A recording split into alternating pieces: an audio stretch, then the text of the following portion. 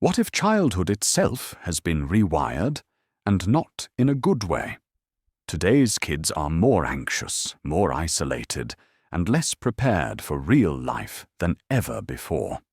In this video, we dive into The Anxious Generation by Jonathan Haidt, a powerful book that explains how smartphones, overprotection, and the loss of real-world connection are quietly reshaping the way young people grow up. Whether you're a parent, a teacher, or just someone trying to build better habits in your own life, this message matters. At Poetics of Success, we don't just summarize books. We explore how deep ideas about childhood, technology, and connection can guide your own journey. Subscribe for more powerful insights on how to break free from the digital trap and build real-world connections. Jonathan Haidt is an American social psychologist and professor at New York University. He's best known for studying how people think about morality, politics, and culture. Over the years, Haidt has become one of the most thoughtful voices when it comes to how modern society is affecting young people. He's written several important books, including The Righteous Mind and The Coddling of the American Mind. In his latest book, The Anxious Generation, he focuses on the mental health crisis happening among teenagers and why it's getting worse. The Anxious Generation is a book about how childhood has changed in the last 10 to 15 years. Haidt argues that there has been a major shift from outdoor play and in-person friendships to life spent on screens and social media. He calls this shift the Great Rewiring because it's not just about behavior, it's about how children's brains are being changed by technology. The book looks at research from psychology, neuroscience, and education to show that anxiety, depression, and loneliness have increased sharply among teenagers, especially girls. Haidt connects this rise in mental health problems to the widespread use of smartphones starting around 2010. He also compares what childhood used to be like, with more independence and face-to-face interaction, to today's version, which is often more sheltered, monitored, and online. The book includes many stories and studies, like how some countries delayed giving kids phones and saw better mental health results. One interesting anecdote from the book is about how Haidt himself became more concerned as he looked at the data. He started by noticing trends in teenage anxiety, then found that these trends matched exactly with the rise of smartphones and social media. This personal journey led him to dig deeper and eventually write The Anxious Generation. One of the biggest ideas in The Anxious Generation is something Jonathan Haidt calls the Great Rewiring. He says that something huge changed around the year 2010. Before that, childhood looked one way. Kids played outside, explored the world, made friends in person. But after 2010, everything started to shift. More and more kids began growing up with smartphones in their hands, and that slowly rewired the way they lived, learned, and connected with others. Haidt focuses on the difference between generations. In the 1980s and 1990s, it was normal for children to spend hours outside without constant supervision. They could walk to a friend's house, play in the park, or get bored and figure out something to do. These experiences gave kids a sense of freedom and helped them learn how to handle risk, solve problems, and build confidence. But for kids born after 1995, especially after smartphones became popular, things started to look very different. Haidt explains that many children today spend most of their time indoors, and a lot of that time is spent alone, looking at a screen. Instead of riding bikes or climbing trees, they scroll through TikTok or play games on a tablet. This change might seem small, but Haidt argues that it has a deep effect on mental health. When kids lose the chance to explore the real world, take small risks, or solve problems by themselves, they can start to feel more anxious, more helpless, and more dependent on technology for comfort and connection. And this isn't just about kids. Haidt's point can also help us as adults think about our own habits. If we spend most of our free time staring at a screen, watching videos, checking notifications, or endlessly scrolling, it takes away from real experiences. We miss chances to connect with others in person, go outside, or just let our minds wander. So, the book gives us a powerful picture of how much childhood and daily life has changed, and it invites us to ask, how much freedom, connection, and play have we traded for convenience and screens?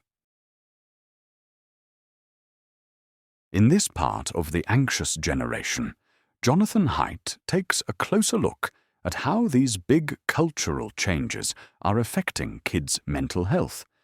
He shares a lot of data that shows something very worrying. Starting around 2012, rates of anxiety, depression, and self-harm in teenagers, especially girls, began to rise sharply. Haidt connects this rise to the moment when smartphones and social media became part of daily life for most kids. It's not just that they're spending time online, it's how they're spending that time. Social media encourages constant comparison. Kids see filtered, edited versions of other people's lives and begin to feel like they're not good enough. He especially focuses on how this affects teenage girls. Many of them spend hours each day on platforms like Instagram or TikTok. While these apps can be fun, they also encourage a lot of self-judgment. How someone looks, how popular they seem, whether they're fitting in. Haidt calls this a social comparison trap, and it can make young people feel insecure, anxious, and alone, even when they're constantly connected. But the issue isn't just with phones. Haidt also points to something deeper. Many kids today are growing up in an environment where they're protected from discomfort, but not taught how to handle it. When small problems come up, they may not have the tools to cope. This creates what Haidt calls fragility, a kind of emotional sensitivity where even minor challenges can feel overwhelming. All of this is important for adults to think about, too. We often think of habits as things we do with our time, but they're also things we do with our minds. If we're constantly checking our phones, comparing ourselves to others, or avoiding difficult feelings, we may be reinforcing the same patterns of anxiety and low confidence. So, in this section, Haidt is showing us that the mental health crisis among young people isn't just random. It's connected to the way we've allowed technology to shape daily life. In The Anxious Generation, Jonathan Haidt doesn't just focus on kids and their phones. He also looks at the role of adults, especially parents, schools, and society. He says that over the last 20 years, adults have become much more protective of children, but not always in helpful ways.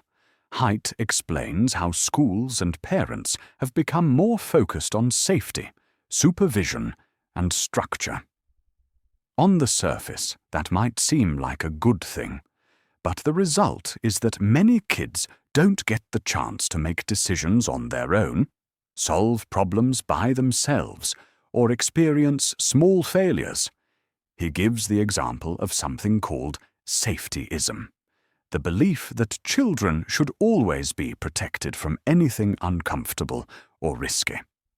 Over time, this well-meaning overprotection can actually send the message that the world is dangerous and that the child isn't strong enough to handle it. At the same time, Haidt says that schools have become more focused on academics and test scores while cutting back on physical play, creative activities, and unstructured time. Recess is shorter, free play is limited.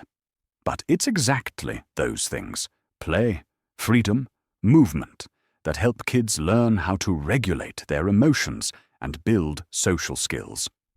For adults trying to build better habits and lifestyles, this is a powerful message.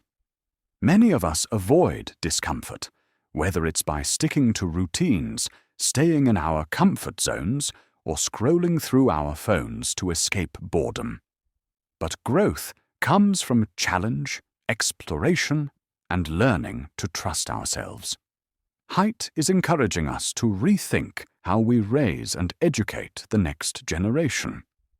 Are we helping them become strong and independent, or are we shielding them so much that they can't develop those skills?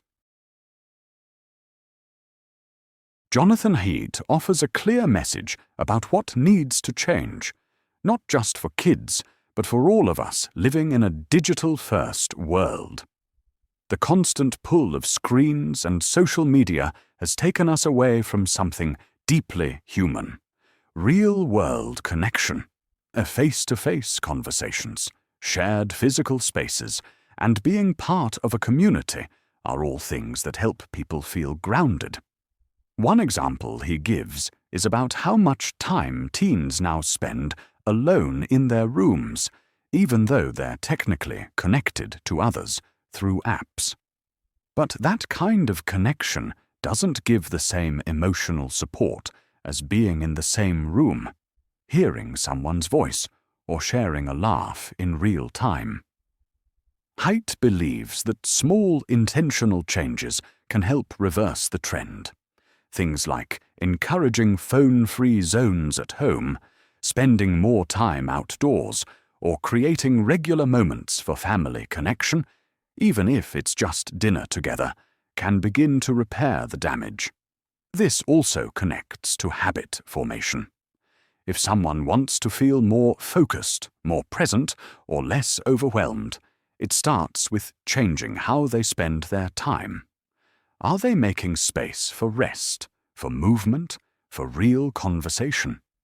Or is the day filled with constant alerts, endless scrolling, and digital noise? Lifestyle design doesn't mean a complete reset overnight. It can begin with one simple change, like going for a walk without your phone, turning off notifications after a certain hour, or setting a goal to meet a friend in person once a week. What's at stake isn't just mental health, it's the quality of our lives. The more we can come back to real experiences, the better chance we have of building a life that feels whole, not just busy. What Jonathan Haidt shows us isn't just about kids. It's about how all of us are being shaped by the digital world we live in. The shift from outdoor play to screen time, the rise in anxiety, the culture of overprotection, and the loss of real connection. These patterns don't have to define us. We can build something better, starting with small, mindful changes. If you're someone who's working on better habits, deeper focus, or a more meaningful life, this message fits right into that journey. The real world, the physical, present, human world, is where growth happens, and we all deserve to return to it with clarity and confidence. If you found this video helpful, check out other videos here on Poetics of Success. We've explored books like Atomic Habits, The Mountain is You, Feel Good Productivity, and many more that help you reshape your life one decision at a time. Subscribe if you haven't already, and drop a comment if this topic hit home for you. What's one change you'd like to make in your relationship with tech? Until next time, I'm wishing you wealth, success, and consistency in your habits, your healing, and your daily choices.